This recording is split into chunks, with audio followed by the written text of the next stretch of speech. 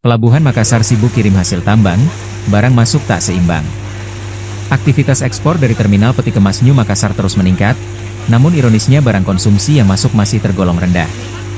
Pemandangan antrean kontainer penuh muatan hasil tambang seperti biji nikel dan beras lokal menunjukkan geliat ekspor, sementara kapal-kapal yang datang hanya membawa sembako dan kebutuhan rumah tangga dengan volume kecil.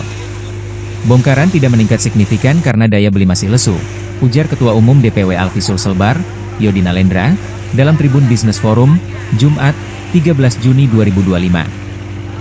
Menurut Yodi, sepanjang tahun ini volume barang masuk ke Makassar hanya tumbuh 1% dibandingkan tahun sebelumnya, sementara muatan barang keluar justru meningkat 15%. Mayoritas barang keluar berasal dari sektor tambang, seiring aktivitas dua smelter nikel di Bantaeng serta pertambangan di Luwu dan Sorowako, Luwu Timur yang makin aktif. Manajer Perencanaan dan Pengendalian Operasi Terminal Peti Kemas New Makassar, Fanny Herling Tambariji, menyebut sebelum pandemi pertumbuhan bongkaran mencapai 5% per tahun, tapi kini hanya sekitar 1 hingga 2%. Banyak UMKM tutup.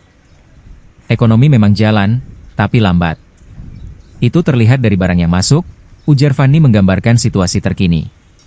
Meski Sulsel mampu mengirim beras dari Sidrap, Wajo, dan Bone ke luar daerah, denyut konsumsi masyarakat lokal belum sepenuhnya pulih, tercermin dari lesunya pengiriman logistik retail.